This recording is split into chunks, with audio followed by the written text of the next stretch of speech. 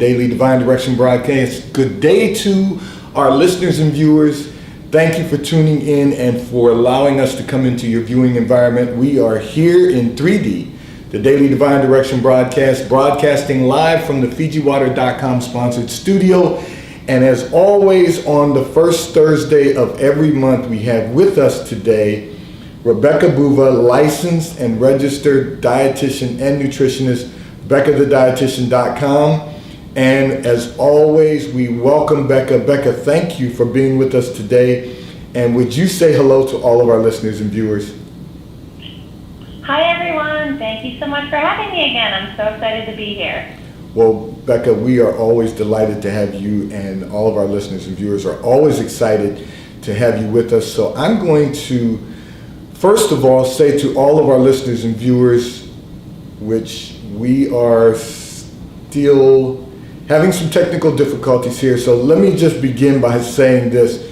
We actually have been having a little challenge dealing with our live stream on Facebook, YouTube, and so just so that everyone is aware, we are here every Monday through Friday from 12:30 p.m. until 1 p.m. Eastern Daylight Time, scheduling permitted. We are live on YouTube, we are live on Facebook, and we are RadioFreeNetwork.com live. You click on radio and go to New Life, and every broadcast is available to you. So I want to say this, Becca's with us, and BeccaTheDietitian.com is with us. She has greeted everyone. In case anyone was late, we are up and live. So I want to say to everyone, we have a technical failure because we have had an increase, an overload in viewership and listeners tuning in. And so we found out yesterday that that problem has been corrected, and the way that it's going to be corrected is because of the increase that we continuously experience. They're going to upgrade our system, our network, every 2 weeks. So they said essentially every 15 days they're going to upgrade our system because we've had such an increase in viewership and listeners. And I want to say that's not just due to the fact that we are making certain you have a place to go and hear from God to get daily Divine Direction broadcasts. But I want to say it's also because all of you are excited about Becca being with us. She's our monthly contributor, and she is giving us guidance on health and wellness. And so, Becca, I wanted to just share that with our listeners and viewers. As always, we are here for you, and Becca is with us today to discuss a topic that's important to her and that is going to be beneficial to all of us. But I just want to say, as always, 3D, the Daily Divine Direction broadcast, is brought to you by Fiji Water, Earth's finest water. And I will do the promo after we let Becca discuss the topic that she wants to discuss today. So Becca, would you take it away, please? Of course. Thank you so much. So I know in the past we have talked a lot about how it's so important to make sure you're going annually to see your primary care physician or your PCP to get your physical and checkups and to have your lab work done and your vitals checked. Excuse me. So I wanted to just kind of go over all of that and what that looks like, what is normal, what might be abnormal, just because of my own personal experience with my family members.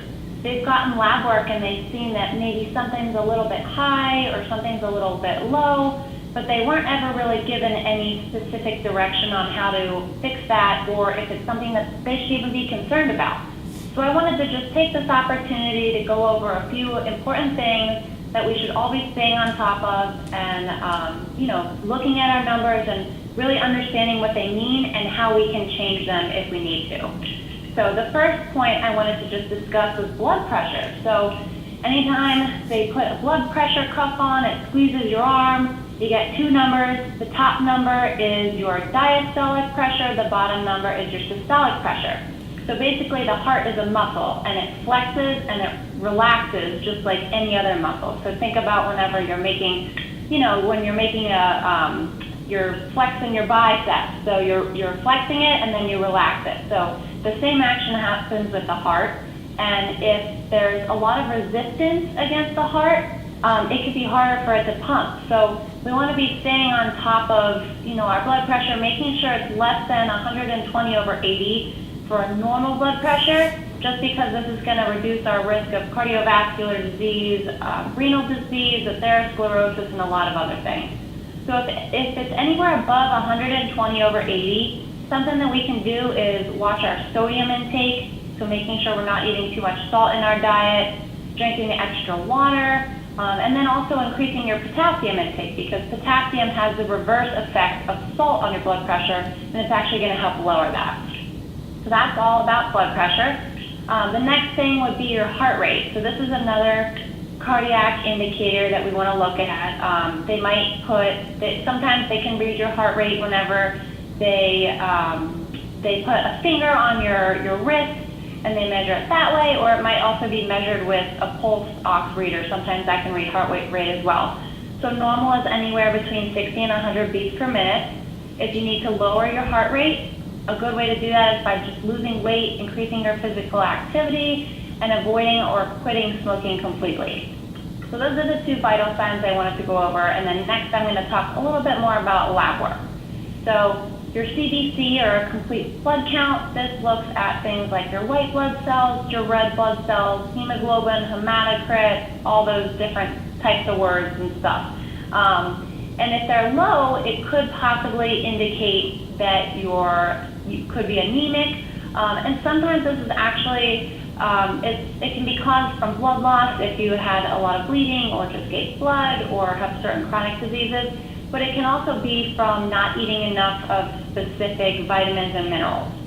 So it's going to be very specific with the different labs, and a registered dietitian or your physician can give you specifics about that. But definitely ask them if something's off, because it could be that you're not eating enough vitamin A, riboflavin, peroxidine, vitamin B12, vitamin C, E, copper, zinc, protein, or even essential fatty acids. So there's a whole lot of nutrition-related reasons that your iron levels could be low that is definitely worth looking further into. The next things I want to talk about are the basic metabolic panel and the complete metabolic panel. So they're pretty much the same. The difference is just that with the complete metabolic panel, in addition to looking at your electrolytes, your glucose levels, your kidney function, you're also getting some liver function tests as well. So that is the difference between the two. So if your kidney function's off, we may need to increase your hydration, get more electrolytes, so potassium, sodium, stuff like that, especially if you're sweating a lot or have other chronic diseases. You might actually need to lower your potassium intake in some cases. So these are all very specific to different chronic diseases and the different numbers, but if they're off, definitely, ask your physician about it. See if you need to meet with a dietitian. If your liver enzymes are off, you might be able to lower those by reducing your intake of unsaturated and trans fats, or the unhealthy fats, and then choosing more healthy fats, or the unsaturated fats. The next thing is the lipid panel. So here you'll see your cholesterol levels, the total cholesterol, the good cholesterol, which is the HDL, and then the bad cholesterol, which is the LDL, and then you'll also see triglyceride levels. So if these are off, you're at increased risk for heart attack, stroke, coronary artery disease, a whole bunch of other things as well. So with any of these, we really want to make sure we're decreasing our intake of saturated fats and trans fats. Again, those are those unhealthy fats. We want to increase our unsaturated fat intake, or the healthy fats. And by doing those 2 things, you're going to lower your total cholesterol and your bad cholesterol levels, and also increase your HDL, which is the good cholesterol level. And then finally, with the triglyceride levels, doing those things I just mentioned, but also making sure to reduce your added sugar intake. So, things like regular soda or sports drinks with a lot of sugar, or just like sweets and desserts in general. So that can actually help lower your triglycerides as well. And then the last point I wanted to talk about as far as your lab work goes is your hemoglobin A1C. So your A1C is kind of like a 3 to 6 month average of your blood sugar levels. So it can be used as a way to diagnose either prediabetes or diabetes, or just to track your management of, how you're managing your blood sugar if you already have one of those conditions. So normal would be less than 5.7%. If you are in the range of 5.7 to 6.5, you are in the pre-diabetic range. So I've seen a lot of patients who fall within this category between 5.7 to 6.5, but they say they have never heard that they have pre-diabetes. They've not been given any direction for what to do. And this is important because this can actually be reversed. If you're in that pre-diabetic range, you can reverse that to have a normal A1C again. But once you get to that threshold of 6.5 or greater where you're diabetic, you'll never be able to cure diabetes. You can manage it very well with diet, but there's no way to completely reverse it. So if you fall within that 5.7 to 6.5 range, this is when you really need to be paying attention, reducing your overall carbohydrate intake, possibly trying to choose more fiber-rich or low glycemic carbohydrates over sugary, starchy, and high glycemic carbohydrates, making sure we're choosing healthy fats over unhealthy fats, and then staying hydrated, being physically active, all these other things as well. If you do fall in this category and you see your lab work and you realize it's off and your doctor hasn't mentioned anything, you have to advocate for yourself because, physicians have a lot of patients and it's easy for people to fall through the cracks, especially if it's not anything so serious. So advocate for yourself, ask questions, ask to meet with a dietitian. If you need a referral, get the referral. You have to take control of your life and make these changes because you are the person that could potentially suffer the consequences. So please stay on top of all these numbers. Ask questions if you're unsure. You got to take care of yourself. So I want to say, Becca, what you've done is opened up a Pandora's box because there's so much. There's a lot of content. No, but this is really important for all of us to recognize. I mean, you've taken us from point A to point Z, and I always say this, people spend their lives trying to get from point A to point B, and there's a whole alphabet out there, and what Becca has done is given us the full gambit of information that allows us to improve, enhance our health and wellness. And I know that's become important to all of you because I've received so many communications about annual health and wellness, which Becca started with today. Is something that we're always concerned about. So we're going to go through some questions that we're going to ask Becca, and we're going to address questions from our listeners and viewers. And before we do that, I have to do a little business with the Globe. So as you know, this segment of the broadcast is brought to you by Fiji Water, Earth's finest water. You may already know that Fiji water comes from Fiji. However, did you know that it is created by nature? It is untouched by man. It starts as a tropical rainfall which slowly filters through layers of volcanic rock, where the water collects in a natural, sustainable artesian aquifer where it is bottled right at the source, free from human contact until you unscrew the cap. Fiji Water, Earth's finest water, will be delivered right to your front door when you subscribe for delivery. And you'll save money at FijiWater.com. This is not just water. This is Fiji Water, Earth's finest water. So Becca, I want to begin by addressing communications that have come in from our listeners and viewers.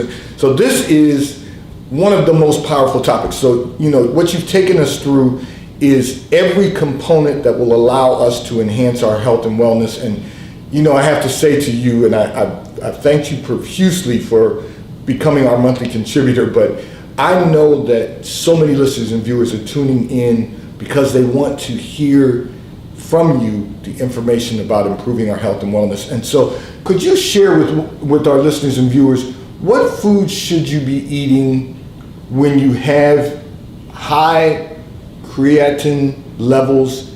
And first, would you explain to our listeners and viewers creatine levels? Because one of our listeners and viewers wanted to know, what should you be eating? And you can also go through what we should not be eating, but would you share that with our listeners and viewers?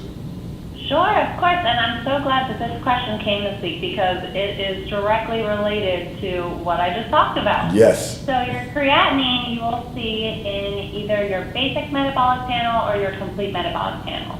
So this is kind of a level or a value that indicates how your kidneys are functioning.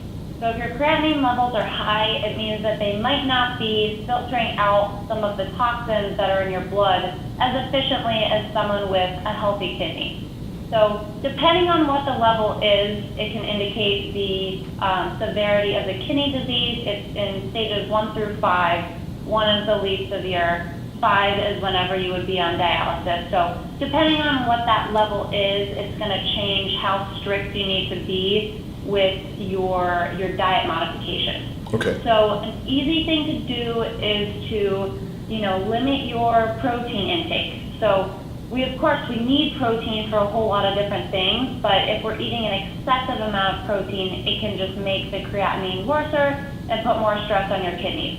So that's the first thing. Make sure you're eating an appropriate amount of protein for your body, not too much, but we also want to make sure we're getting enough as well. The second piece of this is hydration. So our kidneys need a lot of water to be happy, to be hydrated, to be working properly.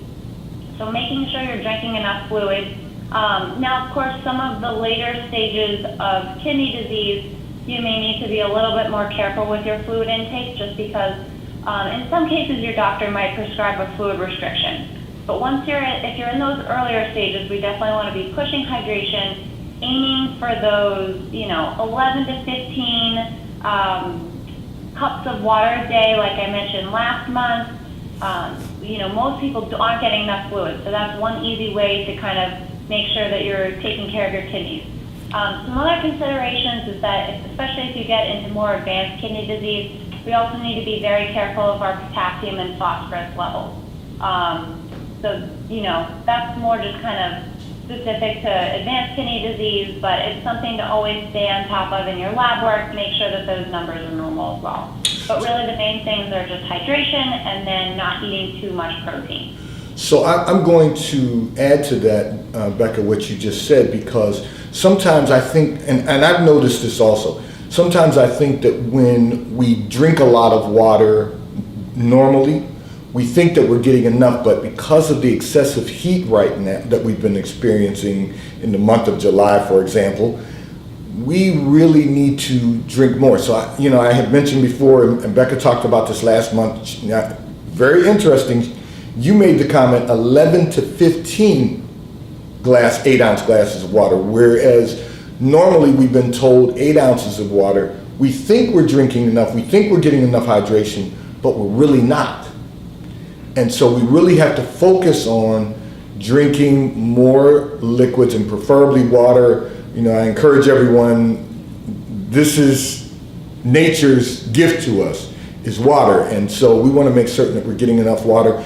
And I want to ask Becca also, you mentioned about reducing the protein. So many of us over the years have reduced the red meat that we eat, but then we find ourselves, particularly during the summer, barbecuing and eating more red meat than we might normally eat. So that could, Becca, correct me if I'm wrong, but that could be one of the causes. And we just have to It could potentially, yeah. So really the main thing is if you're eating a lot of protein, you just have to up your fluid intake to make sure that your kidneys are able to flush out those toxins that result as the digestion and of metabolism from protein. So just water. Yes, and it will help if we're getting some physical exercise. What was that? It will help if we're getting some physical exercise also.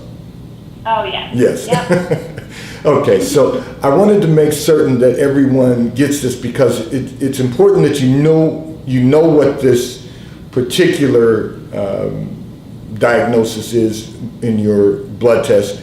But the reality is we just have to do the necessary things that we can do. And as Becca described to us, there is so much that we have to do to focus on our health and wellness. And I think that's part of the problem that we have in society today, is that we don't focus enough on our health and wellness. But fortunately, we have with us the first Thursday of every month, Rebecca Boova, licensed and registered dietitian and nutritionist, BeccaTheDietitian.com.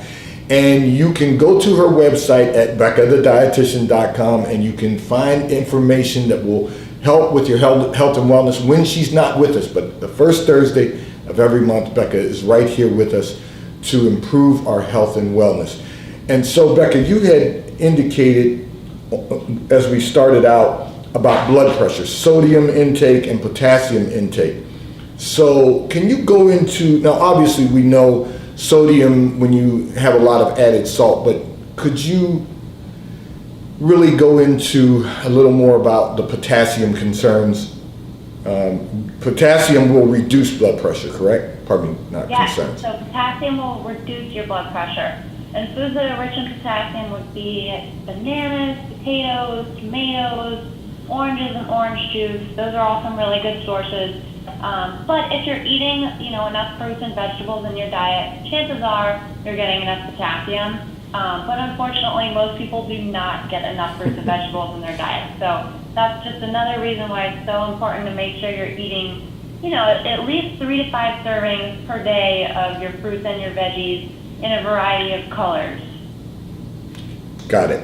And for blood pressure, you said reducing weight and physical exercise will help, with heart rate, reducing weight and physical exercise. Yeah, so actually heart rate and blood pressure can be improved by, losing some weight, increasing your physical activity, and then avoiding smoking as well. Okay, so we all have some work to do. And we're going to really focus on doing the work because Becca's giving us this information so that we can improve our health and wellness. And Becca, would you, before I go into the next communication by one of our listeners and viewers, would you share with our listeners and viewers the insurances that you currently accept so that those who can contact their insurance companies and find out what they can do to get a referral to be one of your clients? Would you share that information? Of course. So I currently accept Aetna, AmeriHealth, Cigna, Independence Blue Cross, Highmark Blue Shield, and then Medicare. But again, just a reminder, Medicare will only cover nutrition services if you have diabetes or have had a kidney transplant in the last 36 months. Okay, so let's make certain that we go on her website, identify your insurance carrier, and if you contact your insurance company, they will share with you the information that you need to know if you can become a client of Rebecca Boova, licensed and registered dietitian and nutritionist. Becca, would you share with us also what foods would you recommend for someone who is suffering with arthritis?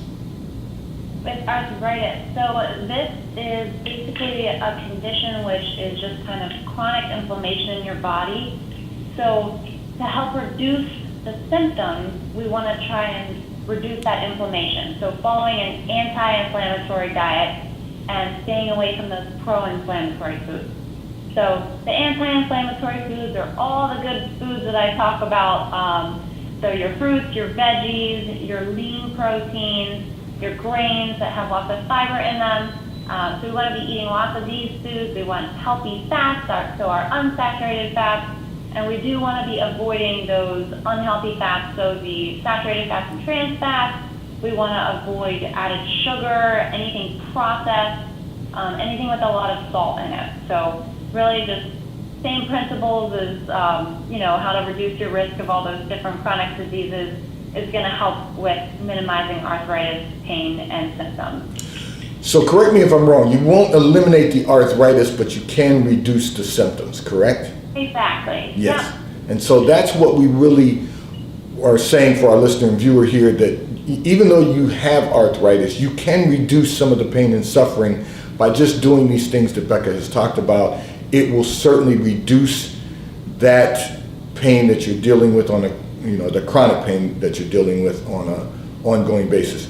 I just need to take a moment to do a little business with the Globe. This segment of the broadcast has been brought to you by T-Mobile, America's largest, fastest, and most reliable 5G provider at no extra charge. So if you are not currently a T-Mobile customer, you may call or text on the T-Mobile call or text line at 267-992-1424. We will place you into our queue so that you can become a T-Mobile customer and experience America's largest, fastest, and most reliable 5G provider at no extra charge. Taxes and fees are included in your bill, and if you auto pay by attaching a credit card to your account, you will receive a discount on your monthly bill at T-Mobile, America's largest, fastest, and most reliable 5G provider at no extra charge.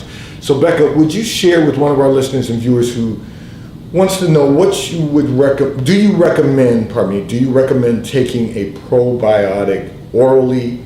And if so, what are the benefits? So the recent recommendations that have most, have come out in the last couple of years have said that a probiotic is really only necessary if you are taking antibiotics and for about 7 to 10 days after taking those antibiotics. So really what you can be doing on a regular basis to make sure that your gut health is good is take a prebiotic supplement. So prebiotic fiber actually feeds those good bacteria in your gut. So that's something that you can do on a daily basis even, would be a prebiotic supplement. There's a lot of different ones out there. You can get them on Amazon, you can get them at your local drugstore, or maybe even a grocery store might have them. Or another option is just to make sure you're eating foods that contain a lot of prebiotics, excuse me. So that's going to be your fruits and veggies, your fiber-rich foods, so beans, whole grains, all that type of stuff. And then your fermented foods are also going to be really good. So things like sauerkraut and kimchi, or if you drink, what's it called, kombucha, or even kefir, which is kind of like a dairy probiotic drink. The best really way to do probiotics on a regular basis is just also eating those food sources. So your yogurt or your the different fermented foods. So really that's the best way to go about it. Okay. But if you're taking a probiotic, how long should you take it, and can you give us some recommendation on that? So it's really not necessary to take it on a daily basis. Again, just, if you're on antibiotics, you can do it during that period or in about a week afterwards. Okay, so I heard something today that I was not aware of. So perhaps the same for our listeners and viewers. The prebiotic. So tell us the benefits of the prebiotic. If you could just explain that again, just so I make certain that I don't miss this, and neither do our listeners and viewers. Because as soon as I heard the word, I'm like, okay, I'm not familiar with the prebiotic yet. That's something that can be found to be taken orally, and the benefits of that are. So it will help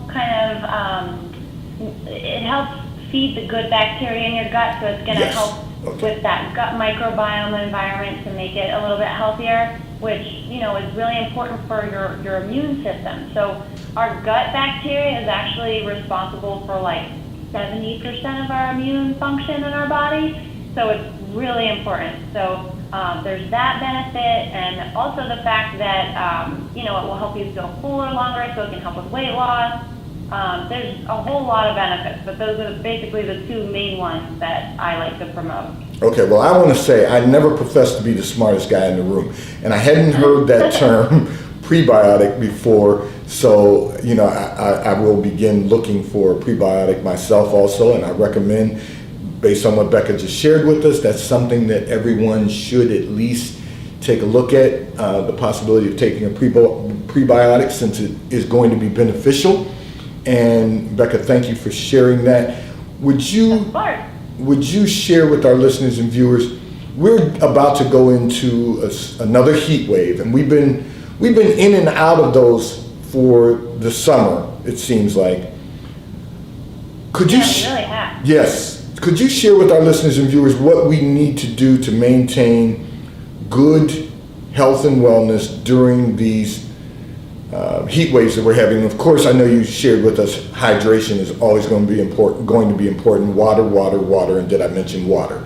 So would you share anything else that might be beneficial to us? I know for me, for example, running, my primary care doctor told me that after running I can drink Gatorade to restore my electrolytes. But could you share, as we wrap up today, what we can do? Yeah, definitely. So, and with the running, it's always recommended to do whatever your physical activity might be in the cooler hours of the day. So maybe in the morning or once the sun has gone down, just to kind of reduce the effect of the heat on your body, because it's going to be cooler during those times. Yes. So hydration, of course. If you're working out for 60 minutes or more, or you're profusely sweating and having some of those symptoms like feeling lightheaded during your exercising, definitely, replete your electrolytes afterwards with something like Gatorade, Pedialyte, Liquid IV is another one. There's a whole lot of different drinks out there that can replete those electrolytes. Nice. But also making sure you're eating foods that contain a lot of water and have those different electrolytes in them as well. So something like watermelon would be great in the summer just because it does have extra fluid in it. It has, some other good nutrients in there as well. Any fruit or veggie that's got a big water content is going to be a good thing to eat during the summer heat waves to keep you hydrated. Excellent. Well, as always, the first Thursday of every month, we have with us BeccaTheDietitian.com. Rebecca Boova, licensed and registered dietitian and nutritionist, who is always with us to ensure that we enhance our health and wellness. And today's